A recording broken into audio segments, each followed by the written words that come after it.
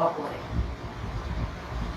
કેવો શબ્દ અને કેવો એનો અર્થ હોઈ શકે એ આપણને અહીંયા બતાવ્યું છે એક કવિ, અને એ કવિ છે શ્રી રાવજી પટેલ. ઘણી વાર હું હંમેશા કહેતી હોઉં છું કે કૃતિ કાવ્ય હોય કે પાઠ હોય, પણ એનું શીર્ષક જ જે છે ને આપણને ઘણું બધું કહી દેતું. અને એ જ રીતે આપણે અહીંયા જોઈએ કે એક બપોરે, બપોર એ એક દિવસનો મધ્યાહનનો ભાગ છે. એ જ રીતે જીવનના પણ મધ્યાહનની વાત છે, અને જીવનનું મધ્યાહન એટલે યુવાન. અને આ સમય દરમિયાન જે કંઈ રાવજી પટેલે અનુભવ્યું, જે એમની કાંઈ બીમારી હતી, જે તકલીફ હતી, અને એ સમય દરમિયાન એમણે જે અનુભવ્યું એને સુંદર વાચા સ્વરૂપે એને મૂક્યું છે. તો આપણે ટૂંકમાં કવિશ્રીનો પરિચય જોઈએ. તો સૌથી પહેલા તો તેનો જે સાહિત્ય પ્રકાર છે એ ઉર્મી કાવ્ય છે. અને રાવજી પટેલ જેમનો જન્મ 15/11/1939 અને મૃત્યુ 10/8/1968 થયો. રાવજી છોટાલાલ પટેલનો જન્મ ખેડા જિલ્લાના ડાકોર પાસે વલ્લભપુરાના ખેડૂત પરિવારમાં થયો, એટલે કે ખેડૂત પુત્ર હતા. તેમનો એકમાત્ર કાવ્ય સંગ્રહ અંગદ છે. તેમના ઉર્મી કાવ્યો, ગીતો અને દીર્ઘ કાવ્યોમાં અનેક રંગદર્શી ભાવ છટાઓનું ચોટદાર ચિત્રણ થયું છે. બહુ જ મહત્વનું છે વિદ્યાર્થી મિત્રો, એક એક શબ્દો જોવાનો છે. એ ચોટદાર નિરૂપણ, અહીંયા પણ તમે જોજો કે એક એક શબ્દો આપણે કેટલું બધું સૂચવી જાય છે. માત્ર 27 વર્ષની, આ જોઈએ એટલે તરત આપણને કવિ કલાપી પણ યાદ આવી જાય. માત્ર 27 વર્ષની યુવાન વયે ટીબીના કારણે તેમનું અકાળે અવસાન થયું હતું. તેમણે અશ્રુઘર અને ઝંઝા એમ 2 નોંધપાત્ર નવલકથાઓ પણ આપી છે. વૃત્તિ અને વાર્તા એ એમનો વાર્તા સંગ્રહ પણ છે. તો આ રીતે આપણે રાવજી પટેલ વિશે જોયું, એમનું જીવન, એમનું કવન, એમણે કઈ કઈ સાહિત્ય કૃતિઓ આપેલી છે, કયા કયા એમના નવલકથા સંગ્રહો છે. આ બધું જ જોયા પછી હવે આજે આપણે જે કૃતિ શીખવાની છે, પહેલા પણ મેં કીધું એમ એક બપોરે, બપોર જેમ દિવસમાં સવાર, બપોર, સાંજ, રાત, એ જ રીતે આપણા મનુષ્ય જીવનમાં પણ બાળપણ, યુવાની, પ્રૌઢાવસ્થા, વૃદ્ધાવસ્થા, અને અહીંયા આગળ બપોર, ખરાખરો મધ્યાહન એટલે આપણા જીવનનો મધ્યાહન, એટલે આપણી ભરપૂર યુવાનીની વાત છે. પણ રાવજી પટેલના જીવનમાં એવી શું તકલીફ હતી? તો આપણે જોયું કે એમને એ વખતે ટીબી, જેને આપણે ક્ષય કહીએ છીએ, અને એ વખતે એનો કોઈ ઈલાજ નહોતો, અને એ બીમારીથી જજુમી રહ્યા હતા. અને વિદ્યાર્થી મિત્રો, આપણને પણ ખબર છે ને કે જરાક આપણને તાવ આવે કે કંઈ પણ થાય, થોડી તબિયત નાસાજ હોય તો આપણી સામે આપણી કેટલી બધી મન ભાવતી વસ્તુઓ હોય, તો એને આપણને ખાવાનું તો શું, ચાખવાનું મન નથી થતું, અને ધીરે ધીરે આપણા બધામાંથી આપણો રસ ઉઠતો જાય છે. જ્યારે અહીંયા તો કવિને ખબર જ છે કે એમની બીમારી એ અસાધ્ય રોગ છે, એ બધું જાણે છે, સમજે છે, અને એટલા જ માટે એમણે અહીંયા જે છે એ પોતાની જે કંઈ અંદર મનમાં ચાલી રહેલી વિચારોની આપલે આપણા પાસે એમણે સરસ મજાના પ્રતીકો દ્વારા કરી છે, પ્રતીકોનો ઉપયોગ કર્યો છે. જો હવે આપણે કૃતિનો પરિચય લઈએ. ટૂંકમાં કૃષિ કવિ તરીકેની રાવજી પટેલની પ્રતિભાને દ્રઢ બનાવતી આ તેમની જાણીતી રચના છે. કટાવ અને મનહર જેવા મિક્સ છંદમાં અને બોલચાલની લઢણમાં રચાયેલી આ રચનામાં ખેડૂતની એક સંવેદનશીલ બપોરનું આલેખન છે. સારસી એ પ્રિયતમા કે પત્નીનું પ્રતીક છે, તો સાથે સાથે એ જીવનનું પણ પ્રતીક બને છે. કાવ્યમાં વપરાયેલા બધા જ શબ્દો ખેડૂત જીવન સાથે જોડાયેલા છે. કાવ્ય નાયકના મનમાં એક એવી વેદના છે જેના કારણે એને આસપાસના કોઈ કાર્યમાં કે વસ્તુમાં રસ નથી રહ્યો. ટીબીના રોગના કારણે મૃત્યુને નજીક આવતું જોવાના કારણે પણ આ ભાવ વ્યક્ત થયો. છાશ, રોટલો, તમાકુ, તાપણી, મહુડો, આ બધું જ રસથી છલકાતું જગત છે. કેટલું બધું રસ પડે, ખાલી બોલીએ ને કેટલું બધું આમ ગમે છે, મન ભાવન છે. અને તે છતાં જેમાં કાવ્ય નાયકને હવે કોઈ રસ રહ્યો નથી. બપોર એ પણ જીવનના મધ્યાહનનું જ પ્રતીક છે. વસ્તુ જગતના આવા નિરૂપણથી કવિને કાવ્યને વધારે આસ્વાદ્ય બનાવ્યું છે. કેટલી સરસ વાત ને કેવા સરસ પ્રતીકો આપણે જોઈશું. મારા ખેતરને શેઢેથી લ્યા ઉડી ગઈ સારસી. સરસ મજાની વાત કરી છે કે મારા ખેતરના શેઢેથી, આપણે અહીંયા શબ્દાર્થમાં જોઈએ શેઢો, કોઈ પણ બે ખેતર વચ્ચેની હદનો થોડો જે ખાલી મૂકેલો હોય એ પટ્ટો, તો એ જગ્યાએથી કોણ ઉડી ગઈ? તો કે લ્યા. લ્યા શબ્દ જુઓ, આપણે એને તળપદામાં પણ લઈ શકીએ. એલા, અલ્યા, એ એક તુકાર ભર્યું જે છે એ સંબોધન છે. અને કે છે શું કે છે? લ્યા ઉડી ગઈ સારસી. તો આ જે બે ખેતર વચ્ચેના હદનો થોડો જે ખુલ્લો મૂકેલો પટ હોય, ભાગ હોય, ત્યાંથી એ એક તુકાર ભર્યા સંબોધનથી એલા એક સારસી છે ને ત્યાંથી ઉડી ગઈ છે. પછી શું કે છે જુઓ, આપણે પહેલા જ જોયું કે સારસી એ પ્રિયતમા કે પત્ની ઉપર પ્રતીક છે. માં ઢોચકીમાં છાસ પાછી રેડી. પોતાની માને સંબોધન કે છે કે માં ઢોચકીમાં, ઢોચકી શબ્દ આવે છે જુઓ, તળપદો શબ્દ છે, દોણી અથવા માટીનું એક વાસણ, તો જેની અંદર શું છે? છાસ છે. અને માને કહે છે કે માં ઢોચકીમાં જે છાસ લાવી છો ને તું, એ તું પાછી ઢોચકીમાં પાછી રેડી દો. રોટલાને બાંધી દો. જમવાનો સમય જે થયો છે, બધું કાઢ્યું છે, તો બધું કાઢેલું પાછું તું એ રોટલા છે બાંધીને મૂકી દે. છાસ જે છે એને તું ઢોચકીમાં પાછી નાખી દે. આ ચલમની તમાકુમાં કસ નથી. એ જે ચલમ પીવે છે એમાં જે તમાકુ પીવે છે એના લીધે આજ સુધી એમને જે એક પ્રકારનો આનંદ આવતો હતો, એક નશો હતો, એક કેફ હતો, એક મજા હતી, પણ આજે એમાં એમને પણ કોઈ જ કસ રહ્યો નથી. અને એટલે કે છે કે આ જે ચલમ જે છે એ શું છે? તો તમાકુને બધું પીવા માટેનું જે એવું માટીનું પાત્ર આપે છે. તો કે છે ઠારી દે આ તાપણીમાં. શું કરવાનું કે છે? હવે આ ચલમ જે છે એના તમાકુમાં મને હવે રસ નથી રહ્યો, તો હવે તું શું કર? તો કે છે ઠારી દે આ તાપણીમાં. એને તું ઠારી દે. આ જે સાંઠા વગેરેને સળગાવી અને જે આપણે ઠંડી ઉડાડવા માટે આપણે જે તાપણી કરતા હોઈએ, તો શું કે છે? ઠારી દે આ તાપણી. હવે મને એમાં કોઈ રસ નથી, તો આ બધું તાપણીમાં ઠારી દે. ભારવેલો અગ્નિ. જો શબ્દ વાક્ય છે ભારવેલો. ચૂલામાં અગ્નિ ઉપર રાખ વાળી તેને સળગતો રાખવો. અગ્નિ હોય અને એના ઉપર આપણે રાખ વાળી દઈએ ને, એને કહેવાય. એટલે કે છે કે કેવો? તો કે ભારવેલો અગ્નિ.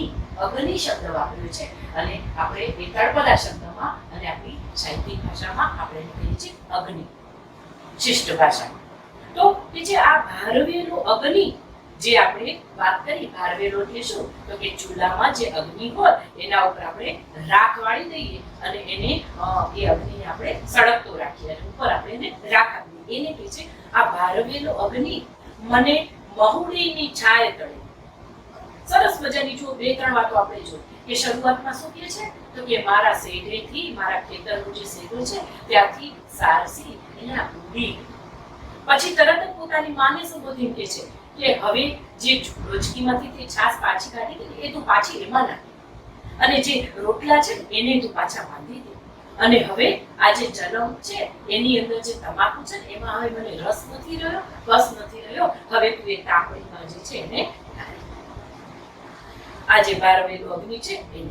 અને કે છે મને મહુડીની છાય તળે પડી રહેવાનો. જો શબ્દ આવ્યો મહુડી, તો એ પણ એક જે છે એ વૃક્ષ છે. અને એ કયું વૃક્ષ છે? તો કે તેના ફૂલમાંથી દારૂ બને છે. આપણે કહી શકાય કે એક કેફી દ્રવ્ય કહી શકાય, એ બને છે. તો કે છે મને આ મહુડીની છાય તળે. મહુડી શું છે? મેં કીધું એમ એક વૃક્ષ છે જેના પાંદડા, તેના ફૂલમાંથી દારૂ બને છે. તો એ વૃક્ષની નીચે તું મને પડે રહેવા દે. છાય તળે, તળે એટલે નીચે. આપણે જોઈએ છે આ બધા આપણા તળપદા શબ્દો છે કે છાયના નીચે મને તું પડ્યો રહેવા દે.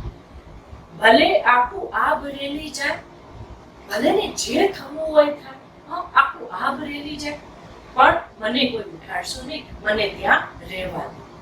ગળા સમૂહ આ ઘાસ ઉગી જાય. કેટલી સરસ વાત કરી છે. જો ગળા સમૂહ ઘાસ ઉગી જાય. તમે જુઓ કે કવિને હવે જીવનમાં કોઈ જ રસ નથી રહ્યો. બધું જ પાછું આપી અને છેવટે એ જે મહુડીનું વૃક્ષ છે એના છાય તળે એમને સૂઈ જવું છે, પડ્યા રહેવું છે. અને એ પણ ક્યાં સુધી? તો કે આખું આબ રેલાઈ જાય અને આ જે ગળા સુધી છે ને ઘાસ આવી જાય ને, અલે એ બળદને હવે જોતરીશ નહીં. બળદને હવે જોતરીશ નહીં. જોતરી એટલે ખબર પડે ને, આપણે જ્યારે ખેતર ખેતર ત્યારે બળદને જોતરવા પડે, સાથે લઈ જવા પડે. તો એ છે જોતરીશ નહીં શબ્દ, નહીં એ પણ તળપદો શબ્દ છે, નહીં. હવે એને જોતરીશ નહીં, મારા ખેતરના શેઢે, મારા ખેતરના શેઢેથી જે સારસી હતી એ ઉડેલી છે. તો તમે આપણે જોઈએ છે કે એક જે કવિ છે પોતાના મનોભાવો અને એનું એક જે દુઃખ છે, એની જે એક બીમારી છે, એની જે એક તકલીફ છે, એ એમણે પોતાની વેદના જે છે એને કઈ રીતે અહીંયા અભિવ્યક્ત કરી છે એટલા બધા પ્રતીકો દ્વારા.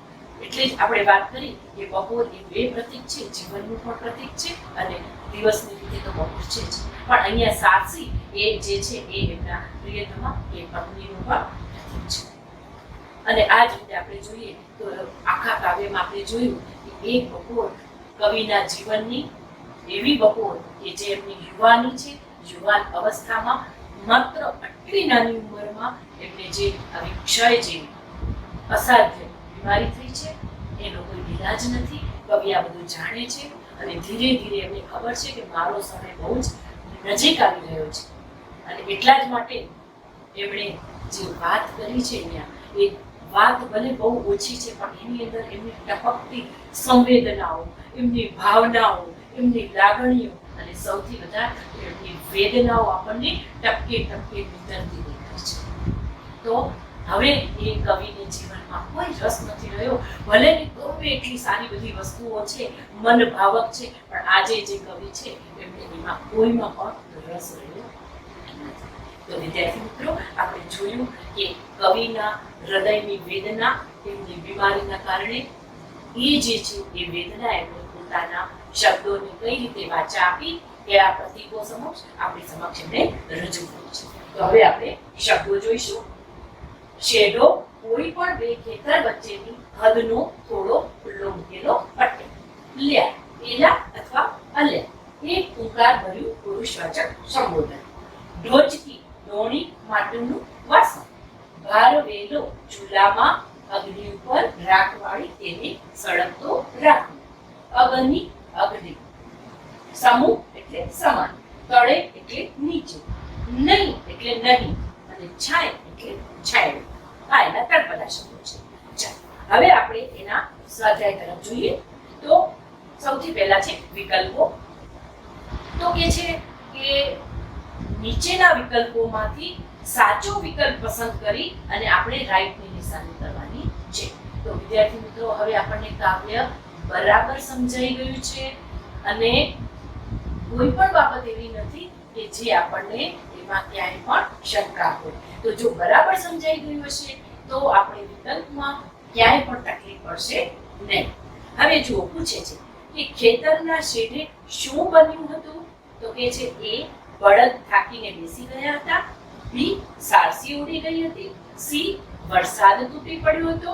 કે ડી ગળા સમૂહ ઘાસ ઉગી ગયો હતો. તો જો વિદ્યાર્થી મિત્રો આપણે ધ્યાનથી સમજ્યા છીએ તો આપણને ખબર જ છે કે શું થયું હતું. તો કે શેઢેથી સારસી ઉડી ગઈ હતી. તો જવાબ આવશે બી. બીજો પ્રશ્ન જોઈએ. કવિ કયા વૃક્ષ નીચે બેઠા હતા? તો એ બાવળ, બી બોરડી, સી આંબો અને ડી મહુડી. તો એ પણ આપણને ખબર છે, આપણે એની વિસ્તૃત ચર્ચા કરી અને એટલા જ માટે જવાબ આવશે મહુડી, ડી. હવે એક વાક્યમાં જવાબ જોઈએ. ઢોચકીમાં છાસ પાછી રેડવાનું કવિ કોને કહે છે? આપણે જોયું, સંબોધન કરે છે માને, એટલે પોતાની માતાને કહે છે. એ જ રીતે પણ વિદ્યાર્થી મિત્રો, ખાલી માને નહીં લખવાનું. ભલે એક વાક્યમાં હોય પણ તો પણ આપણે જવાબ જે છે એ હંમેશા આખા વાક્યમાં લખવાનું કે દાખલા તરીકે આને આપણે ફરીથી લખીએ તો કઈ રીતે લખશું કે ઢોચકીમાં છાશ પાછી રેડી દેવાનું કવિ કોને કહે છે? તો ઢોચકીમાં છાશ પાછી રેડવાનું કવિ પોતાની માતાને કહે છે. એ રીતે જવાબ લખવાનો. એ જ રીતે બીજો પ્રશ્ન, કવિ ભારવેલો અગ્નિ ઠારી દેવાનું કેમ કહે છે? શા માટે ભારવેલો અગ્નિ ઠારી દેવાનું કહે છે? કેમ? તો કહે છે કે હવે કવિને કોઈ પણ કાર્યમાં કે વસ્તુમાં રસ એકસ રહ્યો નથી. અને કેમ નથી રહ્યો એ આપણને ખબર છે, એમની બીમારીના લીધે. એ જ રીતે બે ત્રણ વાક્યના જવાબ જોઈએ તો કવિ ક્યાં સુધી મહુડીની છાય તળે પડી રહેવા માંગે છે? ક્યાં સુધી પડી રહેવા માંગે છે? તો આપણે જોયું હતું કે એમણે કીધું કે એક જે સારસી કવિને બહુ પ્રિય લાગે છે એ આજે એમના ખેતરના શેઢેથી જે છે એ ક્યાંક ઉડી ગઈ છે અને એના ઉડી જવાથી કાવ્ય નાયકને એક હૃદયમાં ખાલીપો લાગે છે અને એની પણ એક વેદના છે. એ ખાલીપો અનુભવે છે, એના વિના સુનકાર અનુભવે છે અને એટલા જ માટે એમના જીવનમાંથી રસ ઉડી ગયો છે. ત્યારે પોતે નિષ્ક્રિય થઈ અને જીવનમાં અંત સુધી મહુડીના છાય નીચે પડી રહેવા માંગે છે. ભલે ને ગમે એટલું આભ રેલી જાય કે ગળા સુધી ઘાસ ઉતરી જાય, તે છતાં એ ત્યાં જ પડી રહેવા માંગે છે. એ જ રીતે વિદ્યાર્થી મિત્રો, મોટા પ્રશ્નમાં છે સારસીના ઉડવાથી કવિ ઉપર થયેલી અસર તમારા શબ્દોમાં વર્ણવો અને ગ્રામ જીવનમાં ખેતરવાડીનું બપોર વેળાનું ચિત્રાત્મક વર્ણન કરો. આ બે પ્રશ્નો છે અને મેં હંમેશા કીધું છે કે આપણે શું કરવાનું છે? તો ભાઈ સૌથી પહેલા તો કે કવિનો પરિચય 2 થી 3 વખત વાંચી જવાનું છે. કાવ્યની સમજૂતીને વાંચવાની છે, સમજવાની છે. કોઈ પણ પ્રશ્નોના જવાબ આપણે ગોખવાના નથી. અને એટલા જ માટે તમને આ જવાબ આવડી જાય કે ભાઈ એના પર કઈ કઈ અસર થઈ, તો આપણે સમગ્ર જોઈએ બધી જ અસર. કે જે રીતે પોતાની માને કહે છે કે ઢોચકીમાં છાશ પાછી રેડી દે, રોટલા પાછા બાંધી દે, પેલું જે એમને ચલમ છે એ હવે એમાં તમાકુમાં કસ નથી રહ્યો, એ તું પાછો ઠારી દે. તો આ બધી જ બાબતો એ જે કહે છે એ જે છે એની અસર છે અને એ બધી જ અસરો આપણે એમાં બતાવવાની છે. અને એ જ રીતે બીજું તમને એક ચિત્રાત્મક વર્ણન આપ્યું છે કે કોઈ પણ ખેતર કે વાડીનું જે છે એ કયું વર્ણન કરવાનું છે? તો કે બપોર વેળા, એટલે કે બપોર સમયનું જે છે એ ત્યાંનું કેવું હોય એ આખું જ વર્ણન તમારે તમારા શબ્દોમાં કરવાનું છે. તો વિદ્યાર્થી મિત્રો, મને લાગે છે કે આ કાવ્ય તમને બરાબર સમજાઈ ગયું છે. હંમેશા દરેક કાવ્યને આપણે સમજવાનો અને શીખવાનો પ્રયત્ન કરીએ છીએ અને જો આપણે એને મન દઈને એક ધ્યાનથી સાંભળીએ, સમજીએ તો ચોક્કસ આપણને સમજાઈ જાય છે. બહુ સરસ મજાનું નાનકડું એવું આ ઉર્મી કાવ્ય આપણે રાવજી પટેલનું શીખ્યા. વિદ્યાર્થી મિત્રો, આપ સૌને એ સમજાઈ ગયું હશે. નમસ્કાર, થેન્ક યુ.